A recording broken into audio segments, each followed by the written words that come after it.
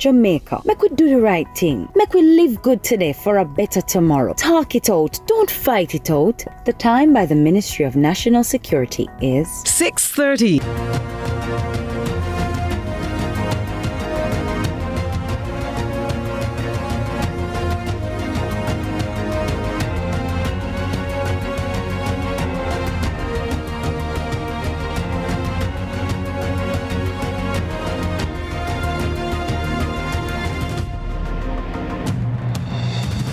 Mission Jamaica Love is the name of the PNP's manifesto, which they published on Tuesday evening at the Jamaica Pegasus Hotel. It was a rather long session. They started just after 7 and they were still in it up to about 11:15. Now, what's in Mission Jamaica Love? Well, that's what we're going to tell you this evening on Lead Story, the PNP's plans for the country if they form the next election. Don't look away. Tune in right now because we're going to go through that document.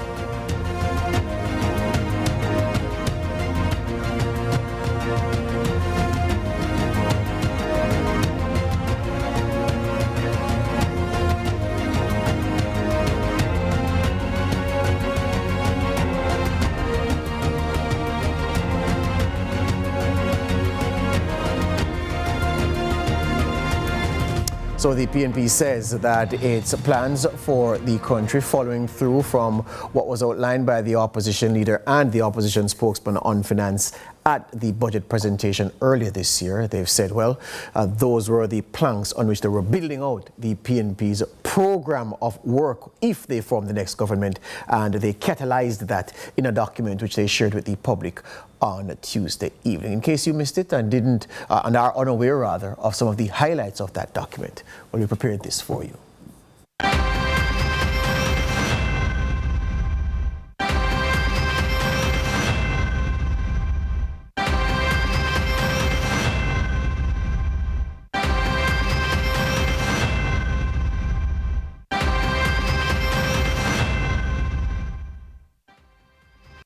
Highlighting their track record of achievements, including social reforms introduced under the previous People's National Party government. Party leader Mark Golden says their manifesto presented on Tuesday will improve the lives of ordinary citizens. We understand both the progress and the pain because we have walked this road with you.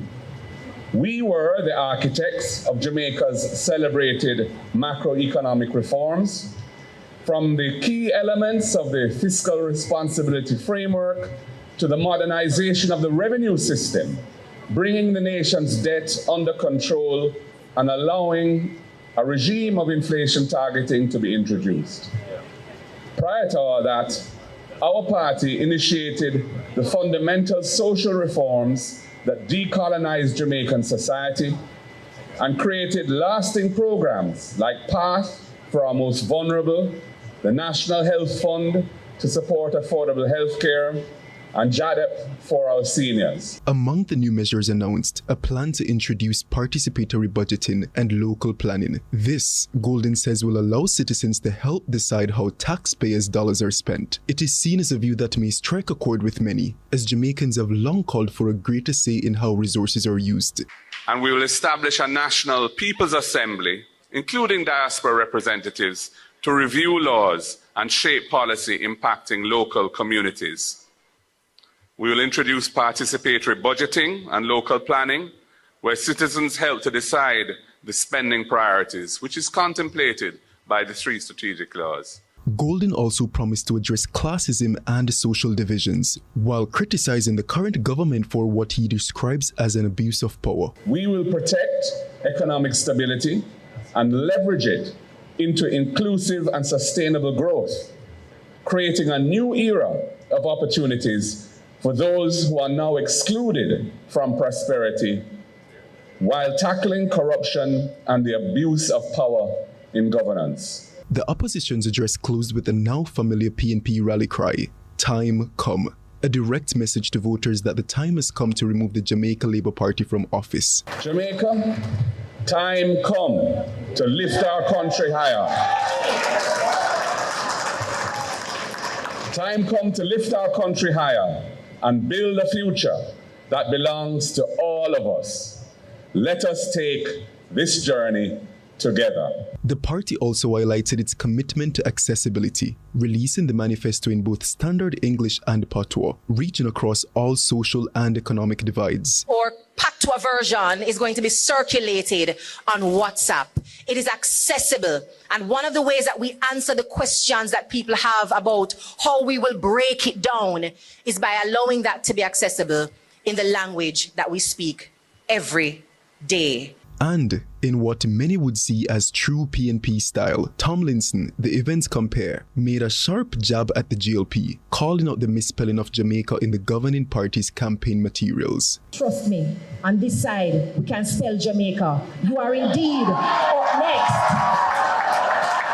The PNP says its 10-pillar plan is designed to build trust, boost economic growth, and unite the country. Whether voters see it as the path forward will be decided at the polls. Raymond Morrison, CVM News, highlighting their track record of... All right, take our first break here on Lead Story. Back with more after these.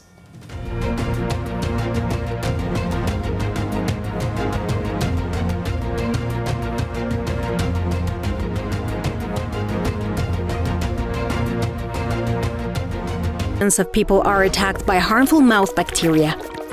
The root cause of bad breath, gum problems, cavities, plaque, and tartar.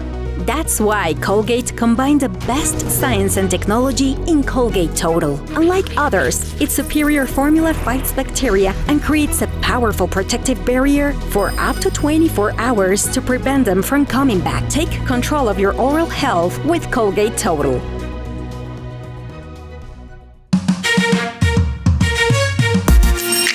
Hey everybody, I'm Yendi, and this is Odyssey with Yendi.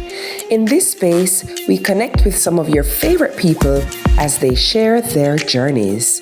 Here we have some unfiltered conversations as we deep dive into their inspirations, motivations, and experiences to inspire our own life journey.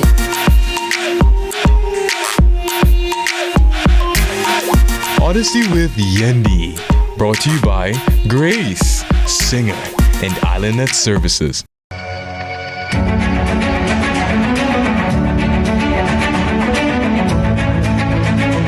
Join us next week when we conclude our discussion on the role the GTRC continues to play in building resilience in the global tourism sector.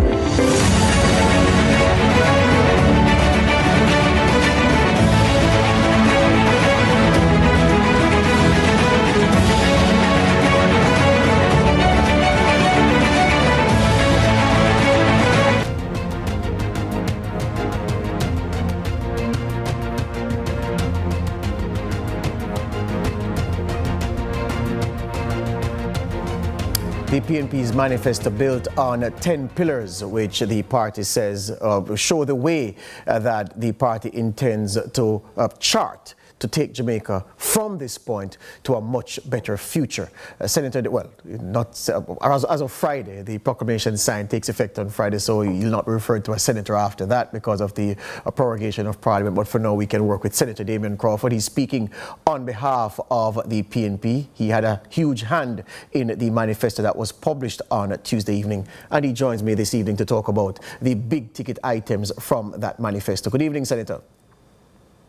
Good evening. How are you doing? I am very good. Let's start here. So, across those pillars, which you say the PNP's pledge has been placed securely on for the betterment of this country, let's start at the area of representation. Give me some details about that part of the plan to make Rastafari and the Maroons a part of a representative Senate of the people to broaden discussion making and stakeholder engagement. Oh, I hear that we've lost him. I hear that we've lost Senator Crawford, the line not holding up. But before while we work to get him back, I can tell you that Mission Jamaica Love and Jamaica and Love, each letter in the words Jamaica and Love, representing a key element of the PNP's policy position. And so it's not a wasted acronym anymore because it sounds good. The Jamaica Love actually means something. In fact, I can tell you that Jamaica Love, we can show you, Jamaica Love, the J in Jamaica Love, Justice for All, And under that, they want to replace the British monarch with a Jamaican president.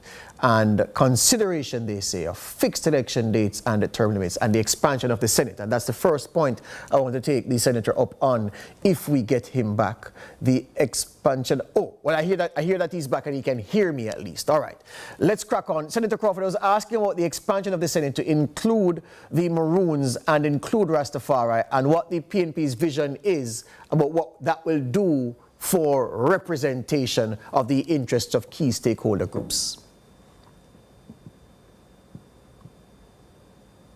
Are you hearing me? I'm hearing you loud and clear. Okay, great. Thank you, my brother. Good afternoon. How are you doing? Yeah, man. Good, man. You heard my question?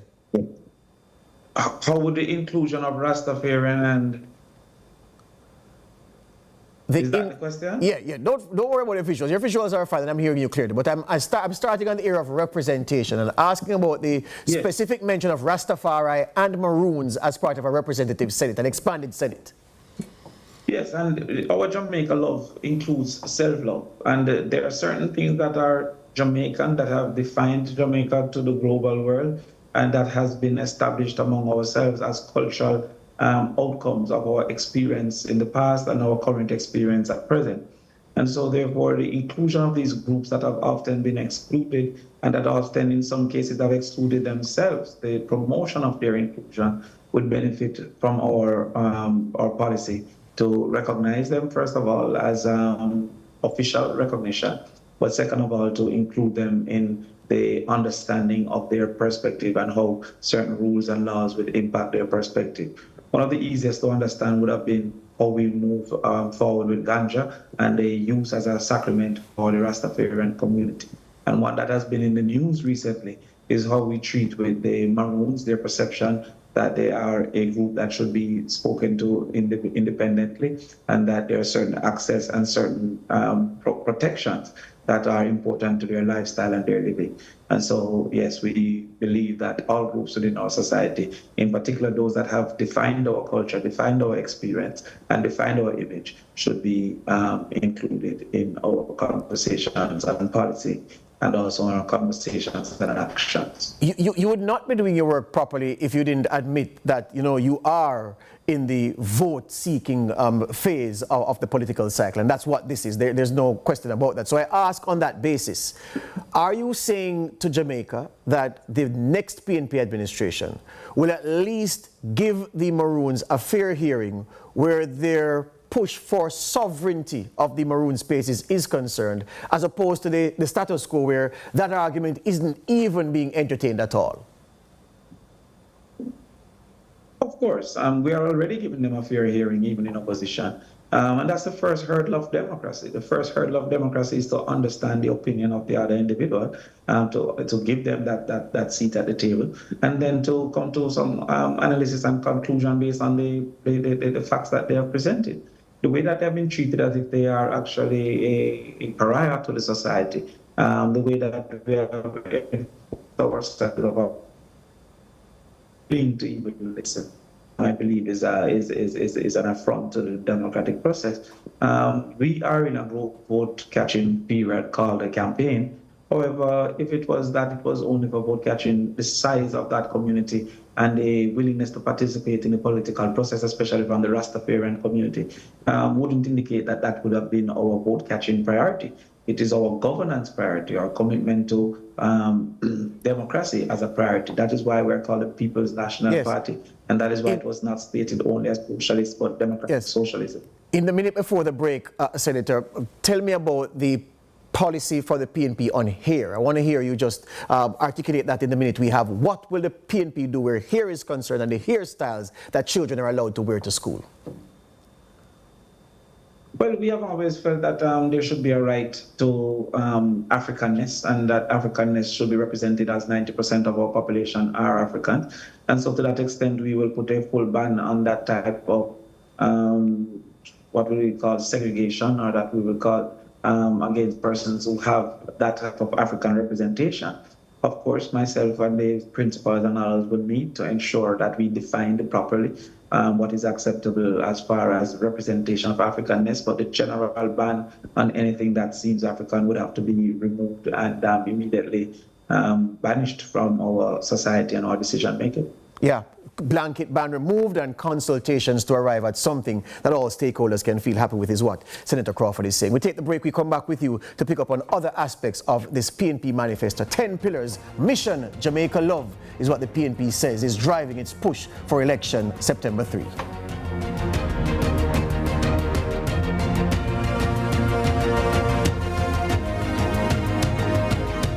Is paving the way to becoming a republic or future or choice. The time by the Ministry of Legal and Constitutional Affairs is 6:45. These days, challenges are everywhere and things are constantly changing, but independent living remains the same. Rising above physical challenges, we can help you do it.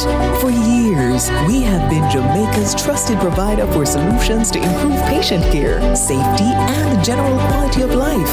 No matter your age or your physical limitation, we are the caring store, waiting to serve you. It's time to experience independent living. Visit us today. Let's delve deep into the issues. We'll take you beneath the surface. Greetings and salutations. My name is Orville Higgins and it's another edition of Fan Central. Talking to the people at the heart of the top sporting stories. Hear from your favorite sportsmen and women and the administrators who work tirelessly to make it all happen. It's a live sports talk. I've written an entire article. Yes. Looking at all the major issues every Tuesday at 9 p.m. It's Fan Central.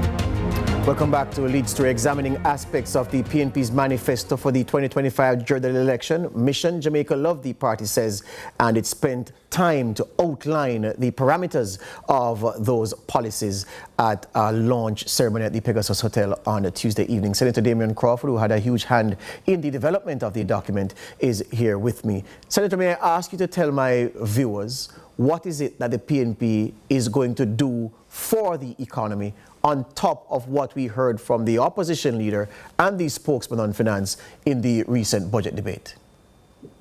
Well, it's for the society. The economy is a facilitator of the deficits of the things that we want to achieve for the society. So all the plans that you have for agriculture, for education, etc., must be affordable within the context of providing those things. All the things that we want for health must be affordable. And the PNP was one of the initiators, in fact, was the initiator of the recovery that we have been experiencing, and we intend to continue to achieve the targets that were set under laws that were proposed and passed under the People's National Party, in particular as it relates to debt to GDP, in particular as it relates to the wage to GDP, all those ratios that were set under the fiscal policy rules that were piloted under the People's National Party and passed under the People's National Party. Now, what we want to do is to now engage economic activity, encourage participation to improve rural development. So, for example, the agriculture fund that we'll be putting in place to ensure that we have access to clearing the land, that people can have access to seeds, people can have access to the proper genetic pool for their animals, that we can reduce predator larceny through proper fencing and security cameras. That is going to help to spur economic activity.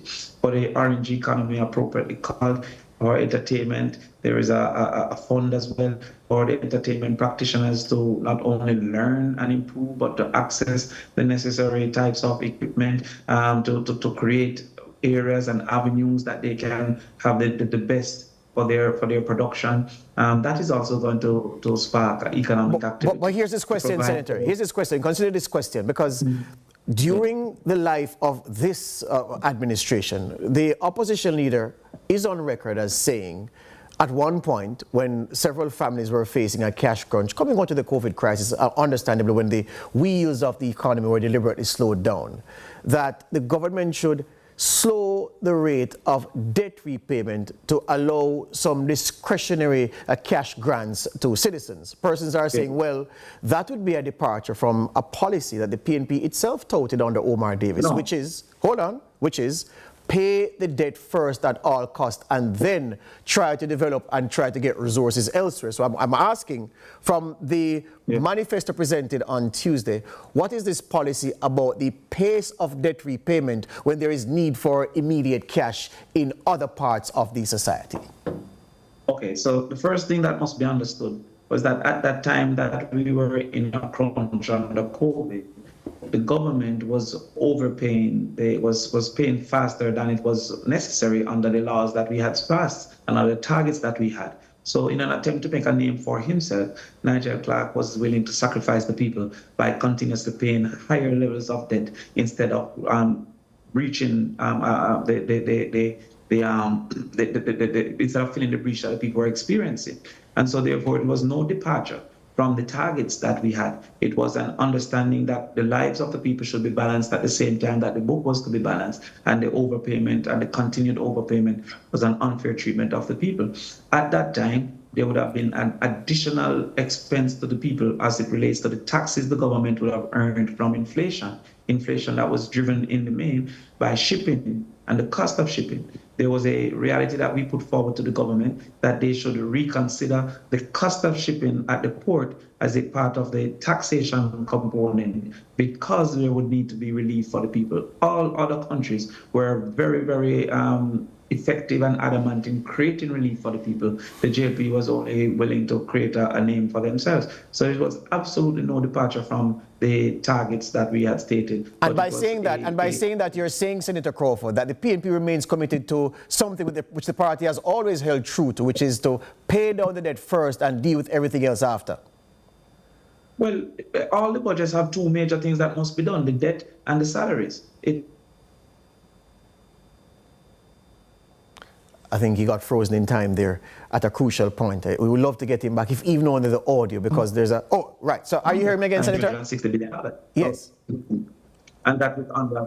Yes, so I'm saying that every government must pay the debt and must pay the salaries. It's the discretionary component that our policies fall under, and that discretionary component is approximately $60 billion. Yes. And so therefore all our plans fall within that discretion. And even though there are parameters, it is still within the gift of the government in office, the finance minister, supported by a prime minister, the pace of debt repayment, which is, of course, something you just articulated that you were complaining about when Nigel Clark was doing it, a way that the PNP didn't agree. But here's the other one. Your manifesto has been up online. I got my copy at about 12:09 a.m. I was waiting for you all to be finished so I could get my copy. Since it has been online, the minister in charge of works has published on social media a list of things which he claims is the PNP either copying in whole things that the government is already implementing. And in the case of two other points of policy, he says these are variations of what the government is already doing, fueling the argument that some of the things in this PNP manifesto are ideas copied that are already in train. Your response to that?